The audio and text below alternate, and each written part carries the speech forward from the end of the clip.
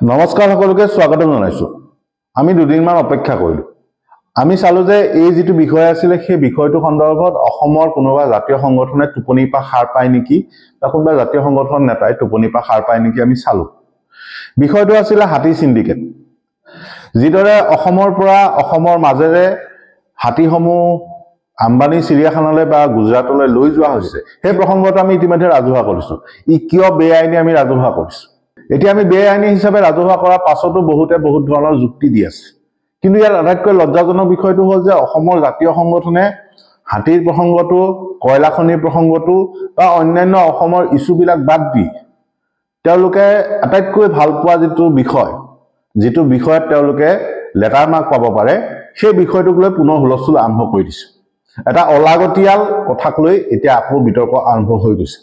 আৰু সেই বিতৰ্কটোত তাত বিপৰীত পক্ষৰ মানুহখিনিও সমানে সহযোগ কৰিছে। বিষয়টো হ'ল মিয়া বিতৰ্ক। যে অসমৰ জাতীয় সংগঠনে এইবিলাক কথা ক'বলৈ বাদ দিলে, কাৰণ তেওঁলোক চৰকাৰৰ মানুহ। তেওঁলোকে এতিয়া আকৌ মিয়াক লৈ ব্যস্ত হৈছে। কিন্তু মিয়াক লৈ ব্যস্ত হলেও আমি হাতীৰ প্ৰসংগটো বাৰে বাৰে উত্থাপন কৰি যাম। বিশেষকৈ আজি আমি দেখা পালো যে আমাৰ অসমৰ সম্পাদকীয় পৃষ্ঠাত এজনে যুক্তি দিছে আৰু আমি যি হাতীৰ অবৈধ সৰবৰাহ সন্দৰ্ভত তথ্যসমূহ ৰাজহুৱা কৰিছো তাৰ বাবে আমাৰ বাওপন্থী বুলি কৈছে বা বামপন্থী বুলি কৈছে। এতিয়া কথা হ'ল হাতীৰ যিহেতু অবৈধ সৰবৰাহৰ কথাটো কৈছো, গতিকে ইয়াত আমি এতিয়া আজি আৰু কিছু তথ্য প্ৰমাণ ৰাজহুৱা কৰিব বিচাৰিছো। এতিয়া এই গোটেই প্ৰসংগটোত অৰুণাচলৰ এজন সাংবাদিক তেওঁ নিজেই এটা অনুসন্ধানৰ জৰিয়তে এই গোটেই কথাটোৰ সন্দৰ্ভত এটা প্ৰতিবেদন যুগুত কৰিছে।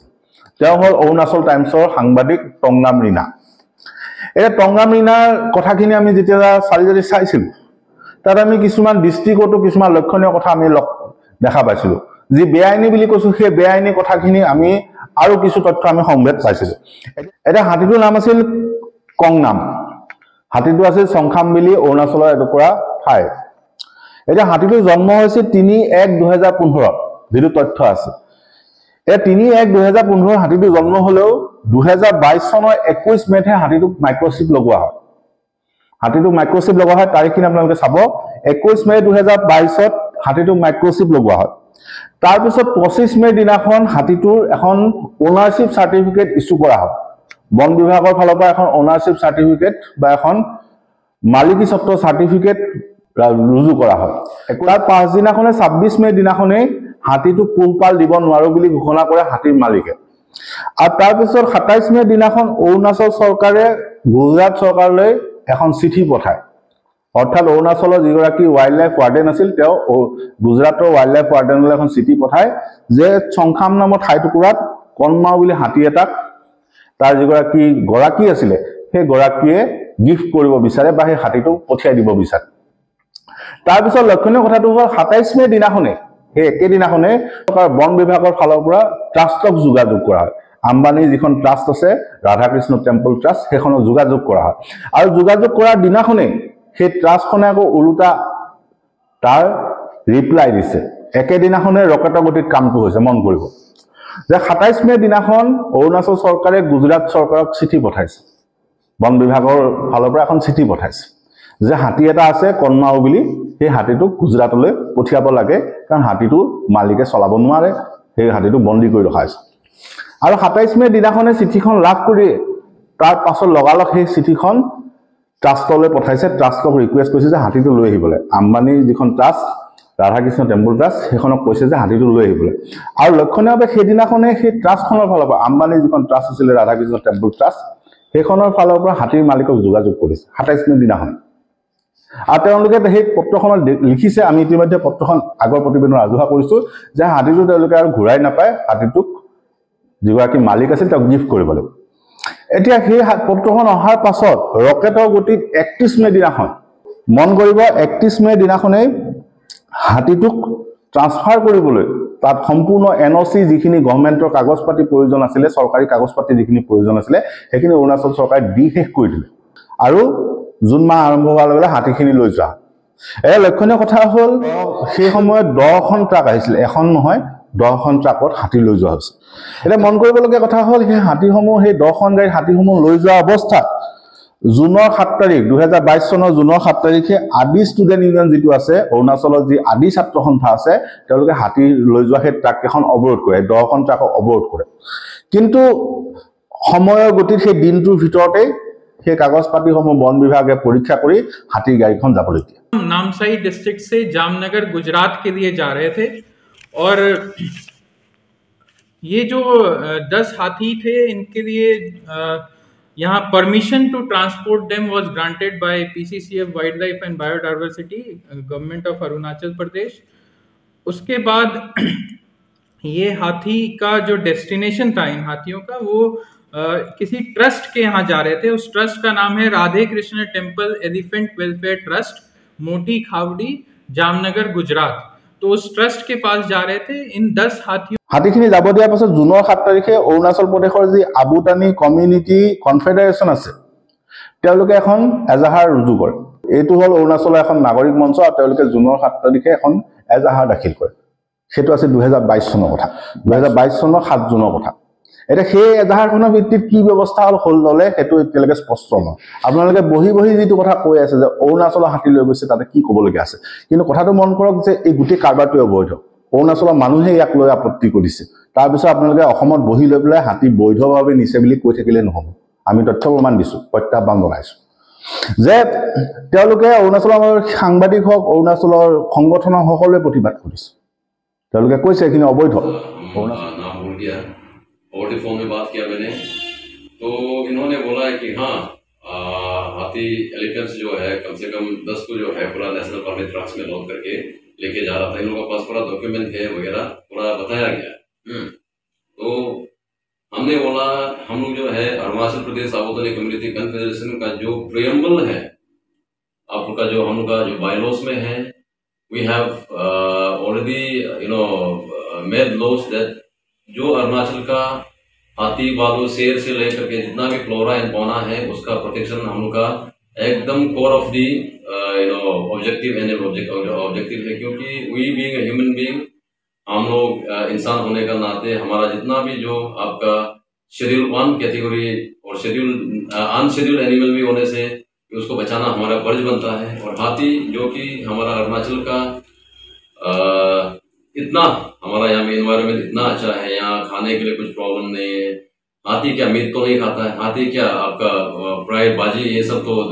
ये आपका फास्ट फूड तो खाता नहीं हाथी को क्या चाहिए नेचुरल एनवायरनमेंट और नेचुरल जो फीलिंग करने वाला हर जगह में यहाँ में नेचुरल प्लांटेशन है या इतना अच्छा वातावरण में अगर हाथी को मतलब जो है गुजरात जैसा जगह में अगर ट्रांसफर किया जाएगा यहाँ से लेके जाता है बोल के बोला है कोई ट्रस्ट का ये सब शायद होते रहा है तो ये इन देश को कम ये बंद होना चाहिए हम लोग का तरफ से और ये जो एफआईआर हमने मन কৰিবলগীয়া কথা আছে যে 21 তাৰিখে মাইক্ৰোচিপ লগোৱা হৈছে 25 তাৰিখে হাতীটোৰ অনাৰশ্বিপ সাৰ্টিফিকেট দিয়া হৈছে অৰ্থাৎ মালিকী স্বত্ব দিয়া হৈছে 26 তাৰিখে হাতীটো ট্ৰান্সফাৰ কৰিবলৈ কাগজ পাতি আৰম্ভ কৰিছে 27 তাৰিখে কমিউনিকেশ্যন হৈছে অৰুণাচল চৰকাৰ 27 তাৰিখে যোগাযোগ হৈছে অৰুণাচল চৰকাৰ আৰু গুজৰাট চৰকাৰৰ তাৰ পিছত সেইদিনাখনে গুজৰাট চৰকাৰে ট্ৰাষ্টক চিঠি দিছে আম্বানী ট্ৰাষ্টক চিঠি দিছে আৰু 27 তাৰিখে আম্বানী ট্ৰাষ্টে আকৌ তাৰ উত্তৰটো লিখিছে সেই হাতীটো অনাৰলে বা মালিকলে আৰু 31 তাৰিখৰ ভিতৰত সকলো কাগজ পাতি সম্পূৰ্ণ কৰা হৈছে অৰ্থাৎ ৰকেটৰ গতিত কাম হৈছে আৰু এই কথাটো এটা কথা প্ৰমাণ কৰে যে হাতীসমূহ অবৈধভাৱে লৈ গৈছে ইয়াত কোনো হাতী বন্দী কৰি ৰখা হোৱা নাছিল ইয়াত কোনো হাতী কষ্ট দিয়া হোৱা নাছিল যেটো কথা কৈ থকা হৈছে বাৰে বাৰে কৈ থকা হৈছে যে হাতীসমূহ বন্দী কৰি ৰখা হৈছে হাতীসমূহক অত্যাচাৰ কৰি থকা হৈছে সেইটো মিছা কথা যে আম্বানী ট্ৰাষ্টখনক হাতীৰ প্ৰয়োজন আছে বাবে ততাতৈয়াকৈ হাতীক মাইক্ৰোচিপ লগোৱা হৈছে তাত এজন মালিক দেখুওৱা হৈছে মালিক দেখুৱাই ততাতৈয়াকৈ হাতীটো ট্ৰান্সফাৰ কৰা হৈছে এই যে কাগজখিনি ইমান কম দিনৰ ভিতৰত বনালে একেদিনৰ ভিতৰতে যে কমিউনিকেশ্যন বা যোগাযোগটো হ'ল সেইটো প্ৰমাণ কৰে যে এইটো এটা অবৈধ ইচ্ছাকৃতভাৱে আৰু অবৈধভাৱে কৰা হৈছে আম্বানীৰ স্বাৰ্থত কৰা হৈছে সেই ক্ষেত্ৰত আৰু এটা কাহিনী আছে যেটো কাহিনী আমি কিছু অংশ বিগত প্ৰতিবেদন আমি ৰাজহুৱা কৰিছো আমি এটা বিশেষ কাহিনী কৈছিলো উন্নী আৰু লক্ষ্মীক অসমৰ বান্দৰদেৱা হৈ গুজৰাটলৈ লৈ যোৱা অৱস্থাত পশ্চিম বংগৰ যি বন বিভাগ আছে তেওঁলোকে ৰখাইছিলে তেওঁলোকে তাত এজন মানুহক গ্ৰেপ্তাৰ কৰিছিলে আৰু হাতীকেটা জব্দ কৰিছিলে এটা হাতীকেইটা জব্দ কৰাৰ পিছত বন বিভাগৰ ফালৰ পৰা সেই হাতীকেইটা অৰ্থাৎ পশ্চিমবংগৰ বন বিভাগৰ ফালৰ পৰা অসমৰ বন বিভাগক হাতীকেইটা চমজাই দিয়া হৈছে যিকেইটা হাতী লৈ গৈছিল উন্নী আৰু লক্ষ্মী তেওঁলোকক অসমৰ বন বিভাগক চমজাই দিছিল কিন্তু ইয়াত কাহিনী এটা আছে যে যি দুটা হাতী আছিল উন্নী আৰু লক্ষ্মী তেওঁলোকক অসমৰ বন বিভাগক চমজাই দিয়া দুদিনৰ ভিতৰত সেই হাতীকেইটা আকৌ গুজৰাটলৈ পঠাই দিয়া হ'ল যে যিদিনাখন পশ্চিমবংগ চৰকাৰে হাতীকেইটা অসমক দি দিলে তাৰ পাছতে অসমৰ বিতৰ্কিত বন বিভাগ বিষয়া তথা সেই সময়ৰ চিফ ৱাইল্ড লাইফ ৱাৰ্ডেন যিজনৰ নাম হ'ল MK যাদৱা তেওঁ এখন NOC উলিয়াই উন্নী আৰু লক্ষ্মীৰ ক্ষেত্ৰত এখন NOC দিয়ে যে হাতীকেইটা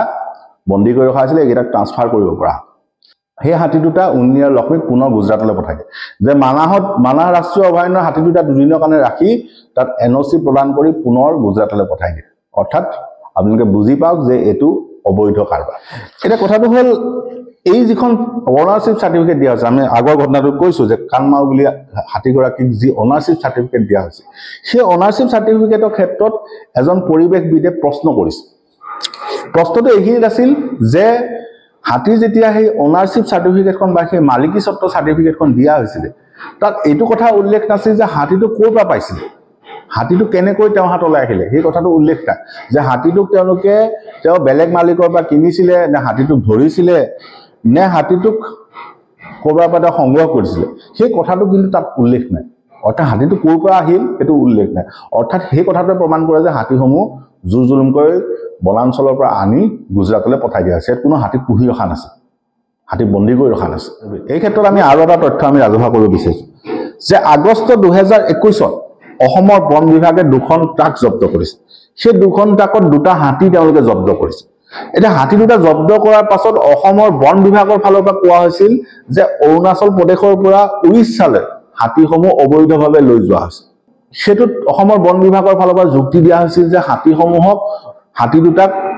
উৰিষ্যাক গিফ্ট কৰা নাই উৰিষ্যাক বিক্ৰী কৰিছে অৰ্থাৎ হাতী দুটা উপহাৰ দিয়া নাই বিক্ৰী কৰিছে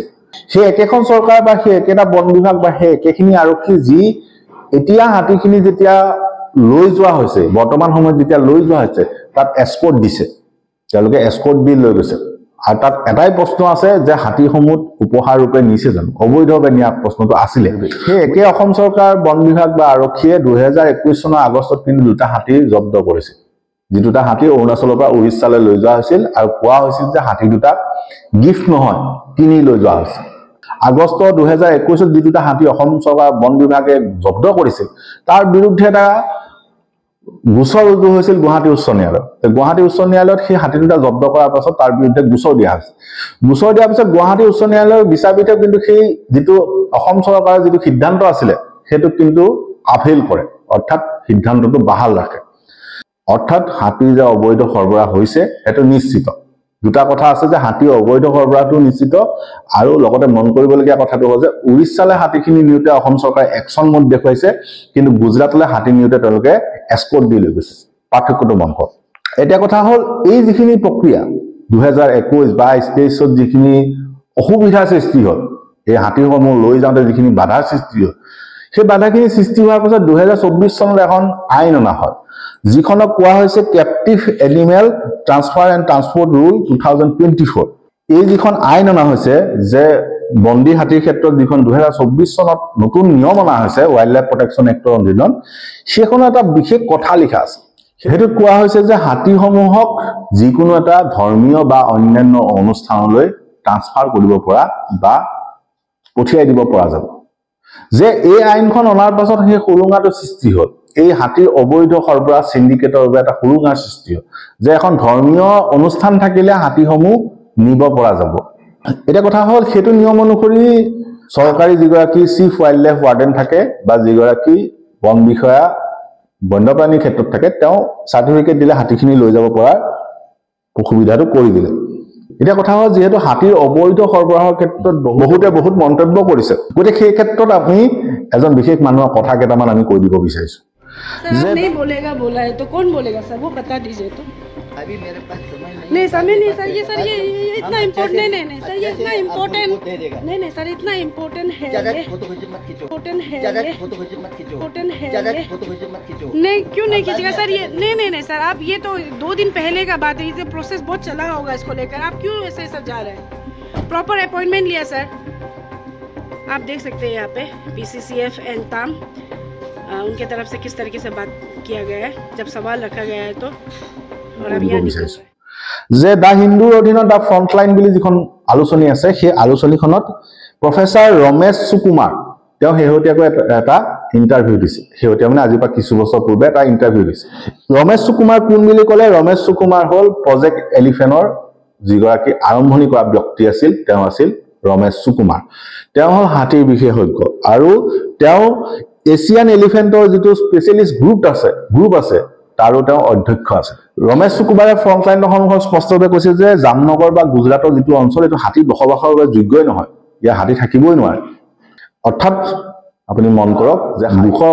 অধিক যি হাতী ৰখা আছে তেওঁলোকক কি গৰমৰ দিনত আম্বানীয়ে এচি লগাই দিব নেকি? আমি প্ৰশ্ন কৰিছোঁ যে হাতীসমূহক গৰম লাগিলে আম্বানীয়ে এতিয়া এচিও লগাই দিব নেকি? যিহেতু খিচিৰি খুৱাই আছে এতিয়া এচিও লগাই দিব নেকি? আমি প্ৰশ্ন কৰিছোঁ। কাৰণ তেওঁলোকে টাৰ্গেটটো লিখিছে 1000 হাতী, যে আম্বানীৰ এই যিটো চিৰিয়াখানা বা যিটো সংৰক্ষণ কেন্দ্ৰ সেইটোৱে 1000 হাতী ৰখাৰ প্লেনিং কৰি আছে বা পৰিকল্পনা কৰিছে। যে মন কৰিব যে 200 বাদ দিয়ক, তেওঁলোকে 1000 হাতী ৰাখিব পাৰিম বুলি ইতিমধ্যে কৈছে। এই প্ৰফেসৰ সুকুমাৰে কৈছে যে যিটো দূৰত্ব এই হাতীসমূহক লৈ যোৱা হৈছে সেইটো গ্ৰহণযোগ্য নহয়। আমি প্ৰথম অৱস্থাতে কৈছিলো যে 3500 বা 4000 কিলোমিটাৰ দূৰত্বলৈ হাতীসমূহ লৈ যোৱাটো গ্ৰহণযোগ্য নহয়, ইমান দূৰলৈ লৈ যোৱাটো গ্ৰহণযোগ্য নহয়। তেওঁ ক'বলৈ বিচাৰিছে যে এনেকুৱা ধৰণৰ অনুষ্ঠানলৈ হাতীসমূহ লৈ যোৱাতকৈ যিসমূহ চৰকাৰৰ অধীনৰ ফৰেষ্ট কেম্প থাকে, যে অসম চৰকাৰৰ অধীনত, অৰুণাচল প্ৰদেশ চৰকাৰৰ অধীনত কিছুমান ফৰেষ্ট কেম্প থাকে, বন শিবিৰ আছে। আমি আকৌ পুনৰ কৈছো যে 7খন ৰাষ্ট্ৰীয় অভয়াৰণ্য অসমত আছে, সেইসমূহৰ অধীনত ফৰেষ্ট কেম্প আছে, বন শিবিৰ আছে, সেইসমূহতে হাতীসমূহ ৰখাৰ প্ৰয়োজন আছে বুলি তেওঁ কৈছে। এই কৃত্ৰিম যিটো ফেচিলিটি বা যিটো সুবিধা তেওঁলোকে গুজৰাটত কৰিছে তাতকৈ বন শিবিৰতহে ৰখাটো উচিত বুলি কৈছে। কাৰণ বন শিবিৰত ৰাখিলে হাতীসমূহ তেওঁলোকৰ যিটো প্ৰাকৃতিকভাৱে বাসস্থান বনাঞ্চল সেইটো পাই থাকিব। কৃত্ৰিমভাৱে গছপুলি ৰুই এটা ফেচিলিটি বনাই বা এটা সুবিধা কেন্দ্ৰ বনাই তাত এচি লগাই দিলে হাতী থাকিব নোৱাৰে, তেওঁ স্পষ্টকৈ কৈছে। আৰু এই ক্ষেত্ৰত যিহেতু বন শিবিৰৰ কথাটো আহিছে, আমি আৰু প্ৰশ্নটো এইটো যে অৰুণাচল বা অসমত যদি ইমানখিনি হাতী যদি বন্দী কৰি ৰখা হৈছিলে, সেই খবৰটো বা সেই ক্ষেত্ৰত বন বিভাগে ইমান দিনে ব্যৱস্থা কিয় লোৱা নাছিল? বন শিবিৰ আছে, হাতীসমূহ উদ্ধাৰ কৰিব পাৰে, কিয় নোৱাৰে? সেইখিনি কৰিব পৰা সুবিধা আছিলে, নকৰিলে। তেওঁ স্পষ্টভাৱে কৈছে যে 200 হাতী বন টাৱাৰলৈ লৈ অহাটো কোনো যুক্তিসংগত নহয় বুলি তেওঁ স্পষ্টভাৱে কৈছে। এতিয়া কথা হ'ল আমি শেহত মুখনি মাৰিছো এটা ভয়ংকৰ তথ্য। সেই তথ্যটো পশ্চিমবংগৰ এজন বন্যপ্ৰাণী এক্টিভিষ্টে বা বন্যপ্ৰাণী কৰ্মীয়ে ৰাজহুৱা কৰিছে। তেওঁ দিয়া তথ্য অনুসৰি 2023 চনত, এইটো 2025 চলি আছে, 2023 চনত বনটাৰাৰ ভিতৰত বা আম্বানী চিৰিয়াখানাৰ ভিতৰত বা গ্ৰীণ ৰিহেবিলেশ্যনৰ ভিতৰত 23টাকৈ হাতী মৃত্যু হৈছে। যে হাতীসমূহ যে ৰকেটৰ গতিত লৈ যোৱা হৈছে, ইখনৰ পাছত সিখন, সিখনৰ পাছত সিখন হাতী যে লৈ যোৱা হৈছে, সেই লৈ যোৱা কথাটো তেওঁ ৰাজহুৱা কৰিছে যে 2023 চনত 23টা হাতীৰ মৃত্যু হৈছে বনটাৰাৰ ভিতৰত বা আম্বানী চিৰিয়াখানাৰ ভিতৰত। যে হাতীসমূহ লৈ যোৱাৰ পাছত কিন্তু 23টা মৃত্যু হৈছে 2023 বৰ্ষত। আৰু ইয়াত মন কৰিবলগীয়া কথা হ'ল যে অসমৰ সংবাদ মাধ্যমে কৈ আছে বা আম্বানীয়ে কৈছে 20টা হাতী লৈ যোৱা কথাটো, যে অৰুণাচলৰ পৰা 20টা হাতী লৈ গৈছে। কিন্তু অৰুণাচলৰ সংবাদ মাধ্যমত আকৌ কথাটো অকণ বেলেগকৈ কোৱা হৈছে। গতিকে সেই ক্ষেত্ৰতো আমাৰ সন্দেহ আছে যে অৰুণাচলৰ সংবাদ মাধ্যমে কৈছে যে 33টা হাতী অৰুণাচলৰ পৰা লৈ যোৱা হৈছে। এতিয়া 33টা হাতী লৈ যোৱা হৈছে নে 20টা হাতী লৈ যোৱা হৈছে, ইয়াৰ সত্যতাটো কি সেইটো আমি অৱশ্যে নাজানো, কিন্তু এইটো সময়ে ক'ব। তথ্যৰ বিভ্ৰাটটোৰ সৃষ্টি হৈছে। গতিকে এই গোটেই কাৰবাৰটো যে অবৈধ সেই কথাটো আকৌ প্ৰমাণিত হৈছে। ধন্যবাদ।